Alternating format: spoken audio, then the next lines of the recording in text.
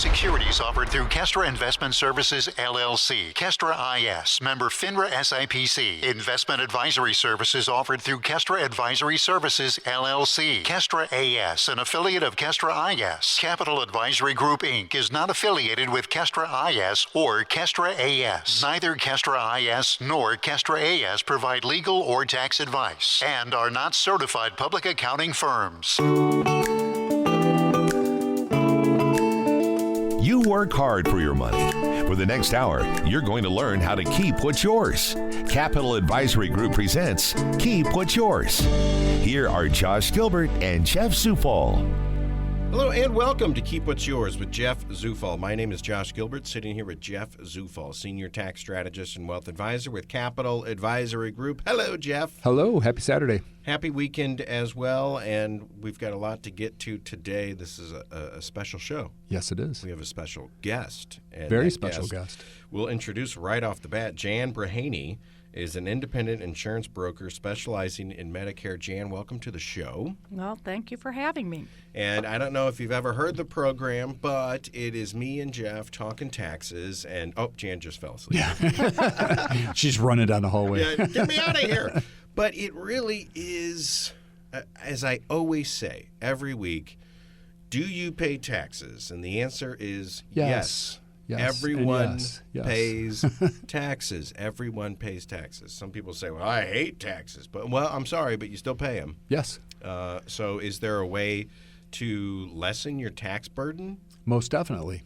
Yeah, exactly. Absolutely. Yeah. And especially the show that we did last week was, do you need to focus on this stuff more when you start entering retirement age? And the answer is yes. It gets even more tricky. Right, because now, Jeff, I'm kind of on autopilot, right? Yeah. I said do your thing, yeah.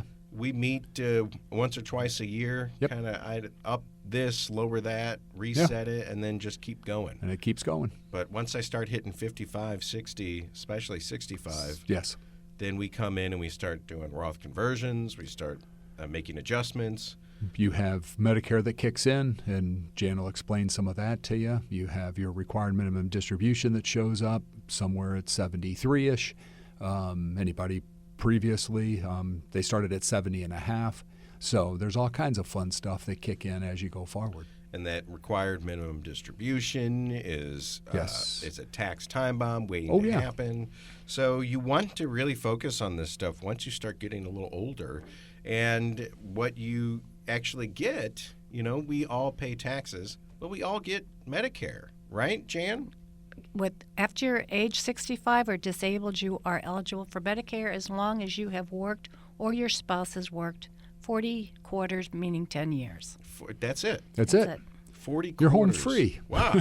Yeah, I've done that. It's been off and on. Yeah, but it's 10 years. Yeah. You know what? And thanks to Mr. Dorsey, I think I've been here for about 13. See? So that's good. You could quit. Yeah. Oh, yeah. But I still have to wait until I'm 65, and I'm still quite a few years away from that. But it's always interesting to find out about Medicare because it is just so confusing. What do they go? Alphabet soup. It's alphabet soup. That's Part what A we say. And B and D and C and does it go all the way to Z, Jan? No, I don't think there's any Z, but there are G's and L's and K's. Yes. Wow. See, you put all your vowels together, and Yeah, you need an E in there. I yes, think. The government came in there and standardized all these things. Can't you tell? Yeah. Oh yeah. So, and just like when we talked to Jeff about taxes, this stuff is confusing. And I always bring up there's that commercial that was running this past year of the dad sleeping on the couch with the baby on his chest, and it was a beautiful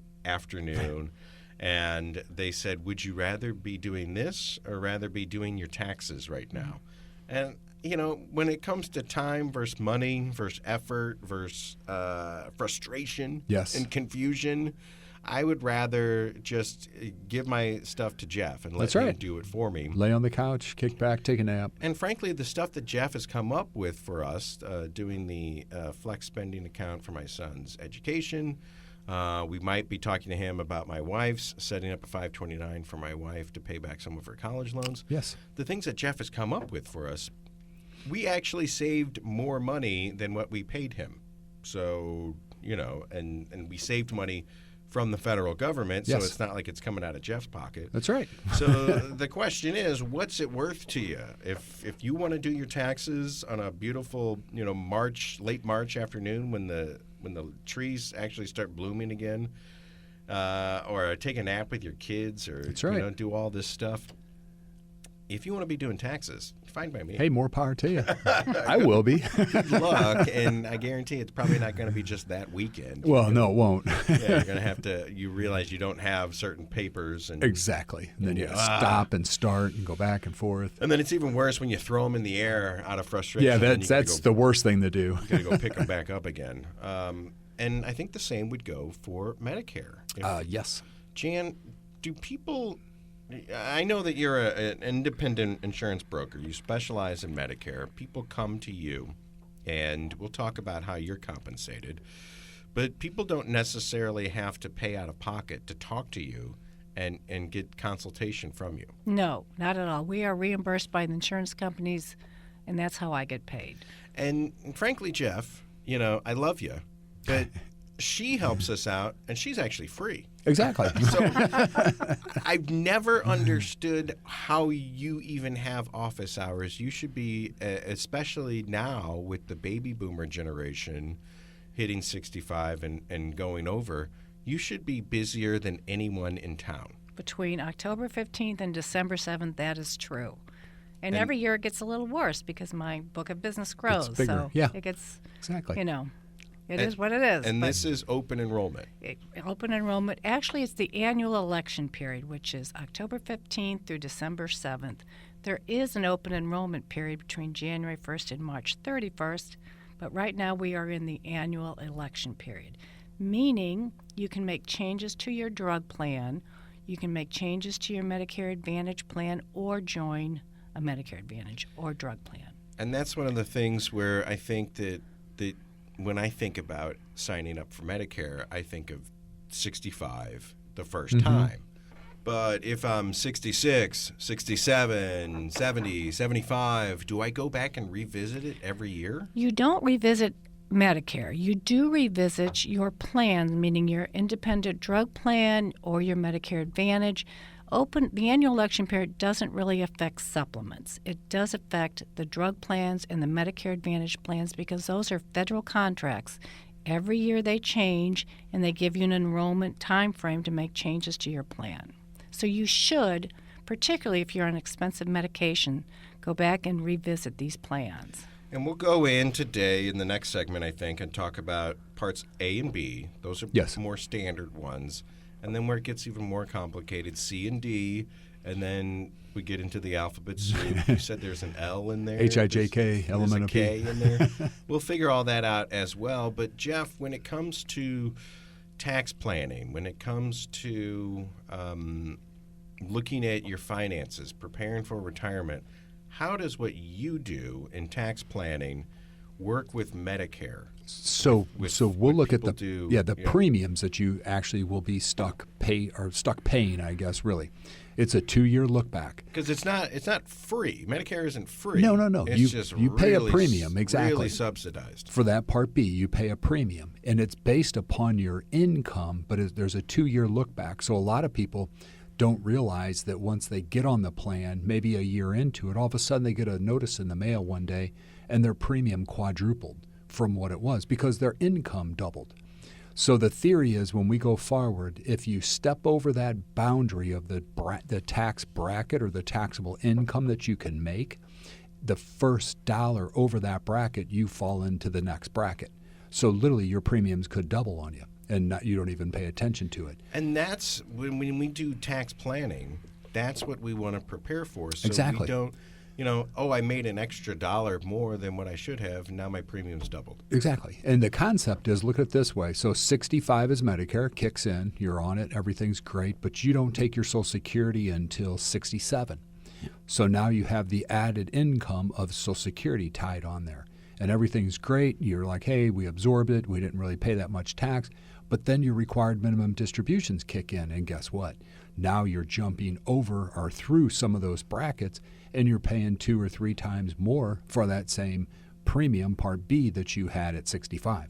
And we have seen and had conversations that if your Social Security kicks in and maybe you make too much money one year, your Social Security starts getting taxed, whereas otherwise it didn't have to be. Yes, but no. Most people are going to find that 50% of their Social Security is taxable income. So if you get a $12,000 benefit paid to you, $6,000 is taxable income that you pay tax on. So it's the accumulation of that. Required minimum distribution showing up. And what it'll do is push your taxable income through a tax bracket, and then magically your premiums for Medicare will double or triple. And I think the highest is $580 a month That's is what about you right. pay. But that's big bucks. But Sure. still, if you do a Roth conversion, it's going to boost your income and it could throw you right over that threshold. So another thing to consider is if your Part B premium goes up, because it is a 2-year look back. So let's say something happened. So in 2024, they're looking at 2022. Let's say you were still working or you sold some property, something made your income different that year. But in 2024, you don't have that situation. Mm-hmm. You can appeal your Part B increase, and Yes. if you can show them that your situation has changed, they'll drop you back down to the minimum or whatever lower bracket that you might fall in. Exactly. But you do have to appeal it, Right. fight it. And I think the only exemption, and again, the funny part was back in the day when Anheuser-Busch was out there, when InBev took them over, they forced the sale of the stock of Anheuser-Busch shares. So we had all these little old ladies who had their husbands worked at the brewery for their entire career. They had millions of dollars in AB stock. They lived off the dividend, and poof, that was a sale. Well, what takes place is now they have a $500,000 or $1 million capital gain because they've got tens of thousands of shares. Their income gets jacked over the threshold, and poof, they're paying top dollar for Medicare premiums. The only exemption is the sale of a business, where if it pushes across and hits your personal tax return, you could appeal instantly by the sale of the business. That's it. Because that's a windfall one-time deal, hypothetically one time, unless you have multiple businesses. But I didn't know that about AB. Yeah. Did you see any of that come in? Oh, yeah. I got yelled at by a whole bunch of people because it was my fault that the stock was sold, and their premiums literally went to, back then, to, I think the highest was $480. $480. Sell their stock. Yeah, they forced it out when InBev took over AB. So it was a forced sale. So, well, and Jan, we're going to go to commercial break and then get into the meat of A and B. Second segment, we'll do C and D. But how many people are there statistics in your industry? How many people come to a independent insurance broker to get advice on how to get Medicare and which plans to set up? I'm not really sure. I would guess 60 to 70% seek some kind of advice. And the people that don't, the people I saw this morning, they had picked up Part A and B when they first turned 65. They were early 70s, and now they decide, hey, maybe we need a drug plan. Maybe we need this. Well, there are penalties. If you turn 65 and don't pick up Part B and Part D, when you're first eligible, there are penalties. They waive those penalties if you are still working and covered under group insurance. But if you're not, then you are going to be penalized. These people will be penalized $25 a month per month for the rest of their life. Oh, my gosh. Until, yes. Oh, my gosh. To So, the end of Medicare for them. This is stuff that we need to know. And these people, English was their second language, so you really felt they didn't grasp what was happening at 65. And, I told them I didn't think there's any way to get out of it unless you're low-income subsidy. If you are on Medicaid or close to that, then they will waive the penalties. But besides that, they're pretty enforceful about Yes, and very. We've talked to Jeff several times about trying to call the IRS when we have issues. Is there someone available? I mean, what's the department to even call? Okay, if you have problems, you can call Medicare, and they answer pretty quickly. If your problem is signing up, you have to call Social Security. Yeah. And they don't answer quite as quickly. No, they make the IRS look very efficient. Yeah. Well, Easiest way. Any government agency is gonna. I think you call them and don't they? They won't take you. You leave them a message and then they will call you back like 5 to 7 days later or something goofy like that. Possibly. Yeah. Sometimes you can't even get in the queue to leave a message true. with Social Security. However, the local offices, they don't publish the number, but I have some of their numbers. If you have a local office phone number, you can call that local office, and they usually answer within 5 to 10 minutes, and they can help you with pretty much anything that the regular Social Security can help you with. For some reason, Medicare must be better funded, because if you call Medicare, they usually answer and you can usually get through to them. Yeah. It's Social Security that you have difficulties with. Yeah, we found I that have out. Social difficulties. Security, when we're doing tax withholding for Social Security payments, we realize we go to the local Social Security office. Exactly. We have a list of fax numbers. You fill the form out, the client signs it, and you fax it to their local office, and poof, it's done within a week. Versus the old school where you'd mail it in the black hole of P.O. Right. Box something in Washington, D.C., and nothing ever happens. All right. Those are tidbits. Well, let's go to break, and when we come back, we'll get into it. Medicare Okay. Part A and B. These are the kind of the standard ones, and then we'll get into the a bit trickier when it starts to get C and D, but we'll cover it all. Jan Breheny is our guest today. She's an independent insurance broker specializing in Medicare, and as always, Jeff Zufall is our tax guy. He's our senior tax specialist and wealth advisor with Capital Advisory Group. And Jeff, how do we get a hold of you? Call 636-394-5524. CapitalAdvisoryGrp.com. We'll be back talking A and B. Keep What's Yours continues with Josh Gilbert and Jeff Zufall. Back on the show, back to Keep What's Yours, and our special guest today, Jan Breheny, she's an independent insurance broker specializing in Medicare, and Jeff Zufall, she's going to try to explain to us the alphabet soup. Yes. So the easy part, A and B, and I say that half smiling, but this is the standard part, right? There's not a lot of deviation from A and B. Correct. A and B are you get from the federal government. You get from Medicare. For most people, A has no premium. B has a premium of $164.90. It is going up to $174 next year. So what is A? A, in general, covers inpatient care. It has Okay. a $1,600 deductible and some other costs. But that's what, if you had strictly Part A, that's what A is, inpatient. Part B, it covers most things on the outpatient side. So let me stop you there and just go back again. A, inpatient. This is emergencies. This is me going to the hospital. This is Spending the night. spending the night. Inpatient. Like if I had a heart attack. Right. Yeah.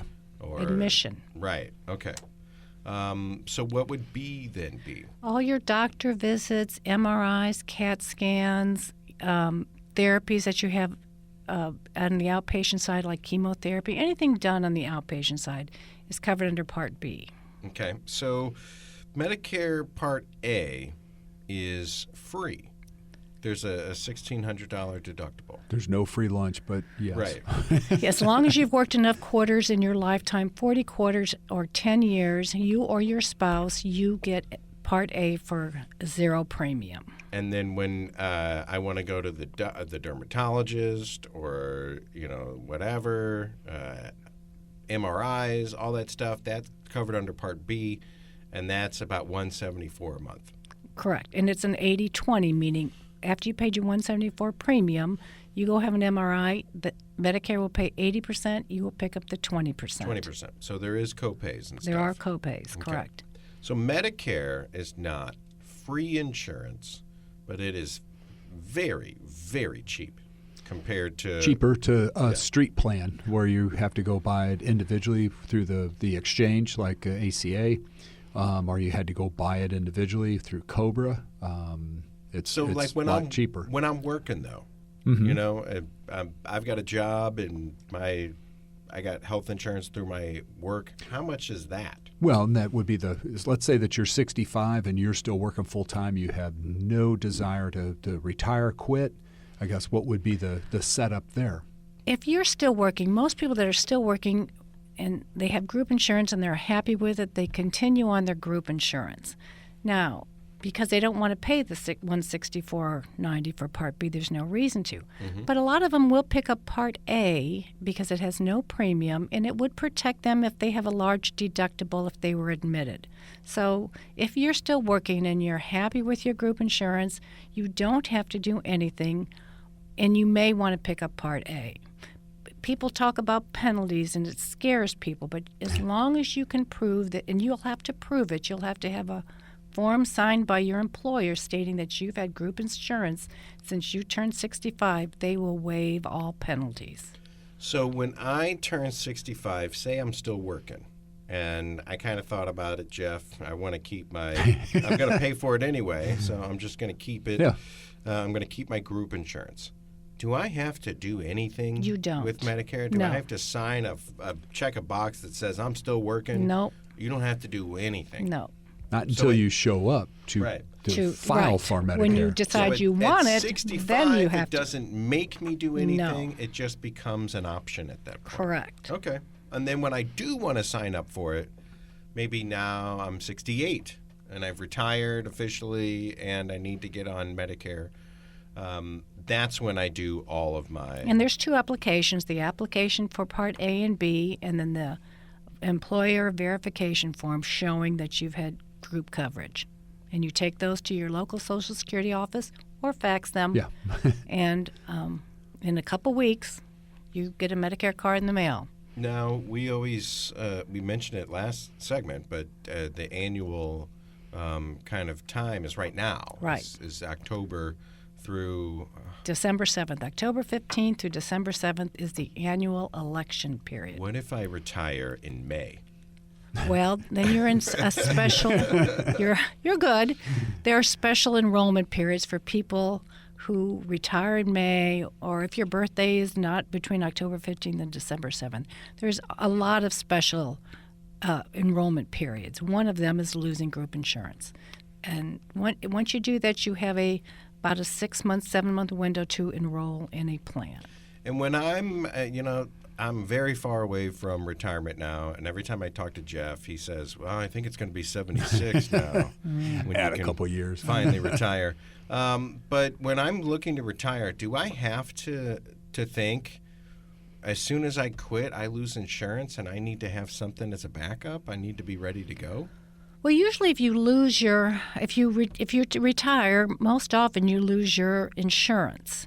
And one thing to keep in mind, if they offer you COBRA and you're over the age of 65, COBRA is not considered credible coverage when it comes to Medicare. Mm-hmm. So I've had people stay on COBRA and then they find they're going to be penalized because they didn't pick up Part B and Part D when they lost their group insurance. If it says COBRA, for some reason, it is not considered credible coverage. At what point in time, age-wise, would you suggest people worry about Medicare? Working, not working? I mean, if you're 64 and a half, should you, and you're intending to retire in the next year or so, should you contact Medicare? Right. I would say up to a year to 6 months ahead of time you can start thinking about it. Decide exactly what month you want to retire. Because some people are kind of vague. Maybe in January. And then I'm like, well, you need to kind of nail that down because if you pick up Part B, they're going to send you a bill for $175. And you don't want that bill until you need that bill. Yeah. I was going to say, does anybody ever have both? Insurance from their work? Occasionally, but occasionally. Yeah, but doesn't Medicare say that the supplement or the group plan is the primary and they're the secondary, so they don't have to pay? If your group is over 20 people, the group plan is primary, Medicare is secondary. If your plan is less than 20 people, Medicare is primary.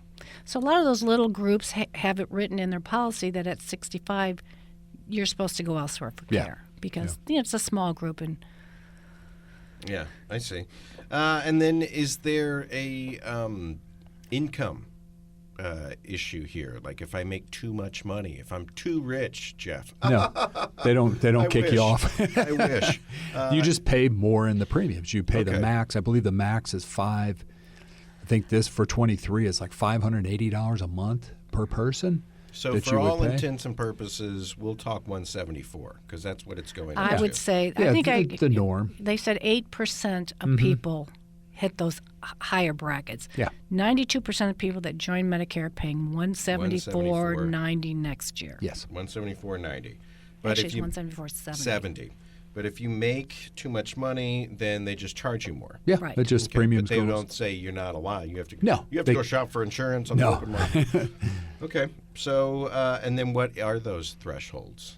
Would you say? 103 for 103,000 for an individual, and it is adjusted gross income, and it actually says modified. It's modified. So that means they tweak it somehow, and I'm not really 100%. So they take tax-exempt interest that you don't pay tax on and your untaxed Social Security, and they add it back into your income to jack it up even higher. Okay. And So- Jan, I'll tell you this.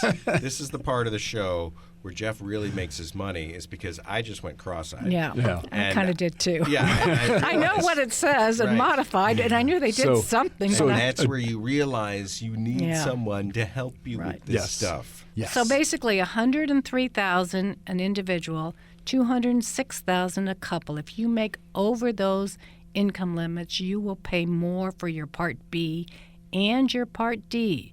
So if you get a drug plan that's $30 for the average person, it might be $45 for you. The $200,000 for a couple in retirement, that's still really It's that's good a lot. money. That's Right. good money. Yeah. Seriously. Yeah. But look at it this way: if let's say that you have your regular, retirement savings coming in the door, you might have a pension that's fading away a little bit as we go, down the road in age groups, and then all of a sudden Social Security kicks in.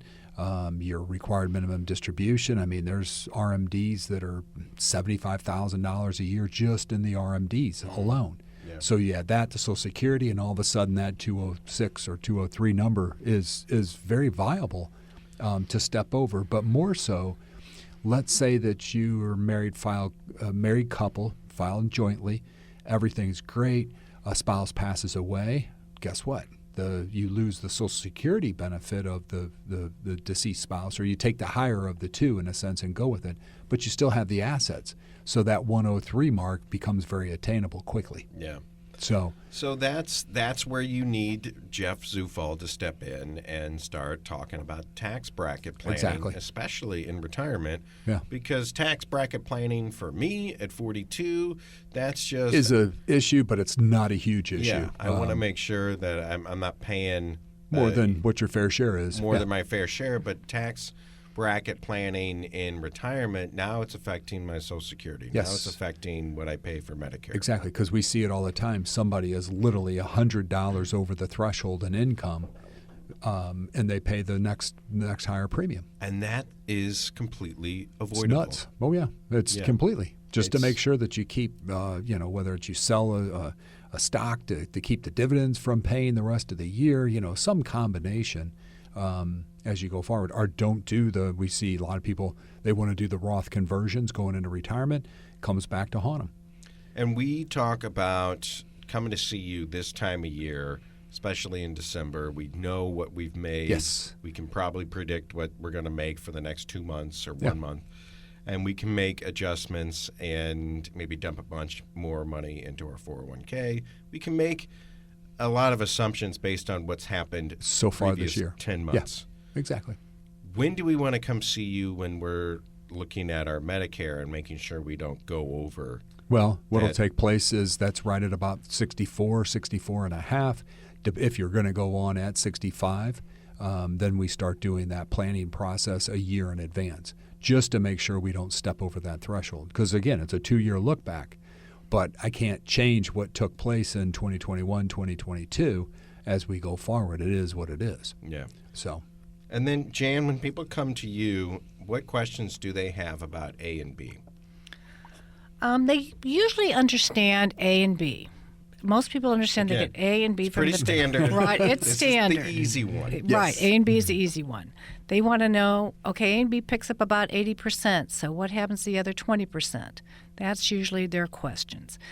In the beginning, also, they're having trouble in signing up for Medicare. That's usually also another issue I help people sign up for Medicare. Of course, I don't have a contact there, but I have phone numbers and I know how to do it online, and I can help them sign up. Because you can sign up for Medicare under Social Security. SSA.gov is where you go, and you have to walk through some steps and prove you are who you say you are, and they'll send some codes, and after that it's relatively easy. Yeah. And how long have you been working with this? I've had my insurance license since 1998, and I've been doing nothing but Medicare since 2014. When Affordable Care Act came in, some people just weren't that happy with it. I can say most people who understand what they've enrolled in Medicare are very happy with it. Yeah. So They easy know to what work they're with. getting. The problem Right. is when you don't know what you're getting, and that's probably most of us, because it's very confusing. How long has Medicare been around? 1950s? Yeah. Oh, wow. Yeah. It's been around Okay. a long time. Yeah. Has it always been 65? Yes, I believe so. 62 was a retirement. I don't think Yeah. Medicare was ever 62. No, but, I don't ever remember it being yeah, I think it's anything lower than 65, 65. It's yeah. kind of been that steadfast. So. Okay, so Part A is for inpatient, in-hospital overnight stays. Right. That's the big stuff. In general, that's In general. In general. $1,600 deductible, but for the most part, that is, I've been working all my life and putting into Medicare. That is the gift the government gives back to me. Mm-hmm. Part B is for my doctor visits, my MRIs, my outpatient stuff, and that's just something that I'll pay $174.70 every month.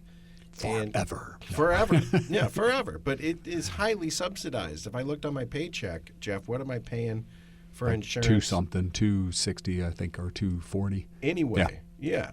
Yeah. So, it seems like a really good deal, Jan. What gets a little trickier is when we go to C and D, and then the other letters of the Yes. alphabet. So let's take a break, take a deep breath, and then come back and try to explain C and D to everyone. This is Keep What's Yours with Jeff Zufall.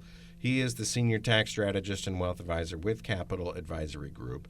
636-394-5524 is the phone number, CapitalAdvisoryGrp.com. And Jeff works with Jan. Jan Breheny is an independent insurance broker specializing in Medicare. She's been doing nothing but Medicare since 2014. She's had her insurance license since the late 90s. She's well steeped in this, and she's trying to help us walk through it. But if I wanted to just come in and see you, Jan, and say, just sign me up, take care of me, I don't know how to do this, just I'd do it. Just ask Jeff. Just ask Jeff what I look like when I went to his office. I'm on, the door opens and it's raining and I'm wet and I've got my tax papers there. Help me. Someone help me. Dragging a box behind you. Yeah. My receipts are in the car. I'll be right back. We can just show up to your office and say, help me. We have two offices. I work under an umbrella, Midwest Medicare. We have an office in St. Peter's and one in South County Mall. Most agents work by appointment, so I always say call me, and I'd be happy to set up an appointment with you. And what's your phone number? 314-662-0026. And then that is something that when we work with you, we pick a plan and everything, the insurance companies pay you, right? Correct. I don't owe you a dime. You don't owe me a dime. So, again, I still don't understand why anybody tries to sign up for Medicare on their own when they can have a professional do it with them and it doesn't cost them a dime. You should be the Correct. busiest woman Yes. in St. Louis on a day in, day out basis. Let's go to break and try to understand C and D, Medicare Parts C and D. This is the tricky one, but we've got a professional here, so it might make it a little bit easier. It's Keep What's Yours with Jeff Zufall. I'm Josh Gilbert. We'll be right back. Keep What's Yours continues with Josh Gilbert and Jeff Zufall. Back on the show, back to Keep What's Yours. We're trying to understand Medicare. And so far, our guest today, Jan Breheny, independent insurance broker specializing in Medicare, has explained A and B pretty well. Yeah. Pretty well. Makes sense. I mean, I get it. A is in-hospital stays, That's right. overnight stays, the big stuff, heart attacks, all that stuff. B is doctor's appointments, my dermatologist. Checkups, yeah, all that Yes. fun stuff. What in the world are C and D? So where should we start? Okay. Well, I would say A and B covers 80%. So people take it a step further because if you had some horrific car accident or a chronic illness, 20% could be quite expensive. So people take it a step further, and you have two options. Option one is to apply for a Medicare supplement and get your own Part D drug plan. That's option one. Option two is to enroll in a Medicare Advantage plan, and they have Part D drug plans attached. They're different. They each have pros, they each have cons. You just have to decide which one is best suited for you. So hang on. So you do a supplemental plan and get Part D with drugs. So D stands for drugs. D stands for drugs. Did they do that on purpose? Maybe, because it makes sense, so maybe not. So, I mean, every time I go to the dermatologist, I need prescription, I need D. Right. Okay. So what is the Advantage plan? That's C. That's C. So option one is your supplement and a drug plan. That's option one. Option two is to enroll in a Medicare Advantage plan. Which is Part C. Yes. And the big advantage about those is there's no additional premium. On the supplement, there are additional premiums. For your supplement as well as your drug plan, you will have premiums for both those. They're nice because, on the supplement side, they're nice because there's no HMOs, there's no PPO. You can go to any doctor in the country that accepts facility that accepts Medicare. They're a little bit more open access. The con is they have additional premium. Besides your Part B premium you're paying, you also have to pay your supplement premium. And they don't have dental, vision, hearing, and they don't have a drug plan. So people take it a step further and get their own drug plan. So if you do go that route, you've got premiums of $350-ish a month for a supplement drug plan in Part B. That's option one. Option two is to do a Medicare Advantage. That's C. That's C. The big advantage about the Medicare Advantages is there is no additional premium. You do have to maintain your Part B, so you'll always have that, unless, of course, you're eligible for Medicaid, and then there's exceptions. But you do have to maintain your Part B, but most plans have no additional premium, and they do have things like dental, vision, hearing, but they are HMOs and PPOs. And what that means is you're in managed care, meaning... So, maybe I can't have my doctor. What yeah, was but that they're phrase? large. If you like your doctor, you can keep your doctor. Well, that was ACA. Yeah, well, that's ACA. ACA are very limited networks. The Medicare Advantage plans are large networks. All the hospitals in the St. Louis area participate, and I think all the plans, except maybe Well First, but in general, all the plans, all the hospitals participate in a large number of doctors, maybe not 100%, and you do have to do a little bit of due diligence and make sure that your doctor is in the network.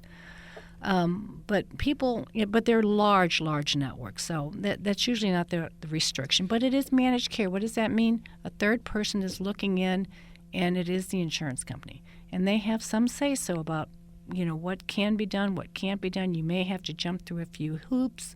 If you need knee replacement, you may have to go to a couple therapy visits or something like that.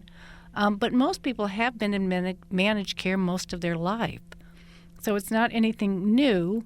This is the opportunity to get off managed care if you want. So if I sign up for Part C, which is the Advantage plan, does that come with prescription drugs? It does. Does that come with a D? It comes with prescription drugs. Most of them have dental, and some of the dental is up to $5,000 a year. It comes with hearing. It comes with a gym membership. The way the Medicare Advantage plans work, once you sign up for a plan, whether they're private insurance companies, United Healthcare, Aetna, Essence, or some of the big ones here in town. Once you're on their roster, they get a big chunk of money from Medicare each month you're on their roster, and they use that money to provide your health care, your vision, your drugs, and all the extra benefits, dental, all that kind of stuff. So isn't it true that you could, once you're on one of those plans, that you could go to like Gold's Gym for free? You can go to. And there's no membership. Certain ones you can go to Lifetime Fitness. Lifetime, yeah. Some big gyms. Yeah. Not all of them, but certain ones have certain gyms in their category. So is Advantage Part C? Yes. Does that cost extra? No. In general, there are a few plans that have very small premiums, but most of the time There's no premium with the Medicare Advantage. So why would somebody decide to do, I'll do a supplemental plan, and the supplemental plan would be going out on the open market and buying insurance? Well, you'd buy it still through a carrier, United Healthcare, Aetna. Sure. They all sell supplements for the Why most would part. somebody decide to do that route, which costs more than just say, I'll stick with C, which is free, which is included? Because of the open access. There's not anybody really looking in. There's nobody dictating to the doctor what he or she can or cannot do. If Medicare pays their portion, your supplement is obligated to pay its portion, no questions asked. So, How much extra would supplemental About- insurance plus Part D? You still need drugs in there. Yeah. You still need to get your prescriptions. if you're 65, they're going to run for a G plan, and most people that do the supplements do the G plan, another $160, $70 a month. A drug plan, anywhere from very little to $60, depending on what medications you're on. So now we're looking at $400 Yeah, a month. 400. And if you want dental, because Medicare doesn't pay dental, so your supplement won't pick up dental, then that's another $50 a month. Well, if you you want. you need dental. Sure you do. I never understood why dental was separate from regular insurance anyway. Yeah, But which is crazy. I yeah. mean, Your teeth. Yeah. That's not Oh, part that of your- doesn't count. It's not part of your body. But again, the other side of that equation is like with the cost you just explained. We've talked about this many a times. Your HSA that you had while you were working, all those years you built up all this money in it, then you retire. Let's say that you go on Medicare at 65, you get all these supplement plans, and you have that cost out of pocket. But you don't take Social Security till 67 or 70. The HSA, you could step in, use the dollars inside your HSA to pay those premiums tax-free. And that's why we say even you'll have medical expenses that will far exceed what you think going into retirement. Can you use the HSA to pay supplemental? Yes, and it's all tax-free. Can you use HSA to pay Part B? Yes, you would have to if you didn't have Social Security fired up or started at the time that you went on Part B. Mm-hmm. So they're going to send you a bill anyway. You got to pay. So you could actually pay it through your HSA tax-free. So there is no such thing as free insurance. No, I don't think those words go together. But it's highly subsidized, so I'm still on the hook for paying $174.70 for every month for the rest of my life. Forever, never, never. So but it's still cheaper than Right. if you had to go buy it in an open exchange. Well, I mean, I don't even think I realized how much it actually cost. Yeah. What my boss was kicking in for me. That's I right. see what comes out on my paycheck. Yeah, But the there real cost is, is way more. they're taking the bulk of it. Sure. So how scary is it to think that I could just be, floating around having to pay the full price myself? Thank God Medicare's here. Gets expensive quickly. It's very expensive. But I could set up an HSA. I know that I'm going to have to pay $174 a month for the rest of my life once I hit 65. Yes. If I set up an HSA, I could do that tax efficiently. Yes, because you take a tax deduction for the dollars going in, and as long as it was used for healthcare premiums, or some supplements, it's tax-free withdrawal going out. Heaven forbid I pass away at 68. Whatever money's left in there, that just Goes to your beneficiaries, Goes to and the if it's spouse, your wife would just act like it's her own HSA and go forward from there. If it's non-spouse, it actually then becomes an issue because you got 10 years. Falls under IRA rules. And the kids have to pay the They got taxes. to pay the tax over 10 years. Our all lump sum are 10 years. They get to take their pick up to 10 years. So back to Jan. I feel like I'm understanding Medicare. I mean, this sounds insane that we've only been here for, 45 minutes? Yeah. And I can say I think I kind of understand it. A is in hospital visits overnight, $1,600 deductible. B is basically your doctor's visits, your MRIs. You pay $174 for that, and 80-20 rule. The insurance companies cover 80% of it. I cover the other 20. Right? Medicare covers 80%. Medicare covers 80%. I cover the other 20%. C is if I want to keep going and get drugs and be in kind of In the loop. is still in Medicare, letting them kind of take over. What are some of the disadvantages of going with C? Well, it is managed care. For some people, And how many times is that actually? Well- does the doctor walk back in and say, "Well, it looks like you got C, Yeah, so we're not doing anything. yeah, give me that hip back." Yeah. You know, people don't complain about not getting services on a Medicare Advantage. What they do complain a little bit about is the phone calls, the managing. Since the way it works, they get a big portion of money monthly that you're on their roster. They want you to stay healthy. They want you to go to the gym. They'll reward you for getting your colonoscopy. There's different things. And if they see, excuse me, if they see that you're not taking your high blood pressure medication, they'll call you up, try to get a phone call with the pharmacy to get you back on your high blood pressure medication because they know strokes are very expensive. Yeah. And Sure. they don't want you to have a stroke. you're cheaper to us healthy. Yeah, Exactly. You are sick. Yeah. So, but you don't want to have a stroke either. So Well, it no. should be a win-win situation. But it is managed care. They are HMOs. They are PPOs. There are some restrictions on where you can and can't go. But like I said, in general, in the St. Louis metropolitan area, they're very large. Yeah. Provider directories. And most everybody, your Most doctor doctors, is probably yeah. There are at least one because most doctors see a lot of people over the age of 65. And today, I would say more people are enrolling in the Medicare Advantage than the supplement. So, But if I wanted to have supplemental insurance, I didn't want to be on the managed care. right. I could pay another $165 or so. Exactly. Yeah. Get Plan G, buy Part D as well, so I get my prescription drugs. Right. Part D is included in Part C. Exactly. So I That's got tricky. it. Yeah. Yeah. Anybody want Medicare? I'll sign you up now. Yeah. Are Just there give me a any- call. Yeah. Yeah, we're running out of time, but are there any other letters out there that we didn't address that we need to hit?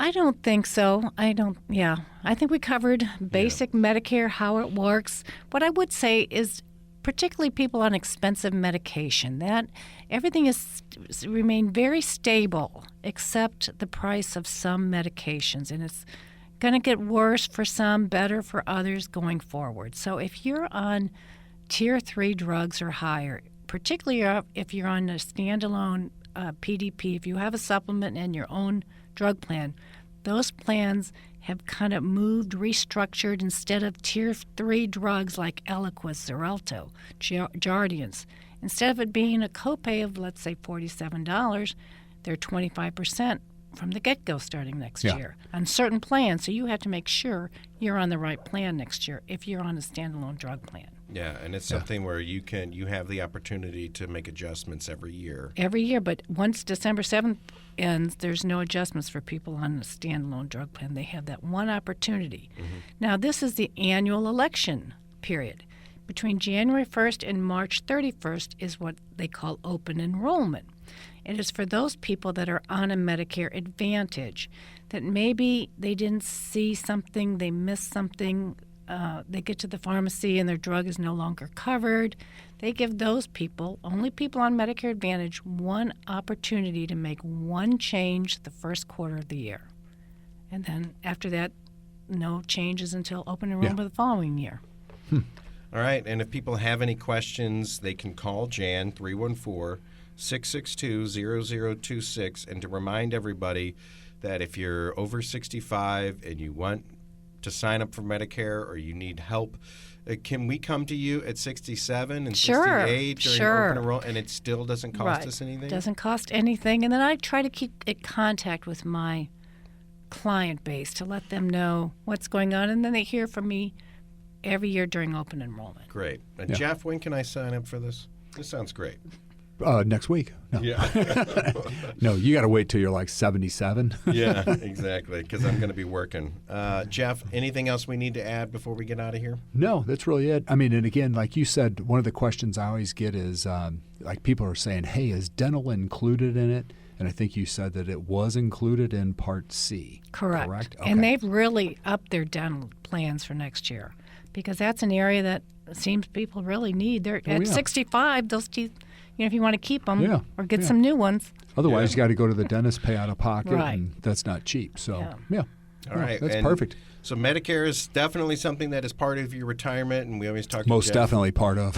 Yeah, we always talk to Jeff about how we need more help in retirement when it comes to our taxes than we do when we're just out cranking it out, Yeah. making money. It gets a bit trickier when we get a bit older. So you can contact Jeff Zufall, as always, at 636-394-5524, CapitalAdvisoryGrp.com. Jeff, as always, thank you so much. Thank Jeff you. Zufall, Capital Advisory Group, and Jan Breheny, our guest today, independent insurance broker specializing in Medicare. Thank you so much, Jan. Thank you.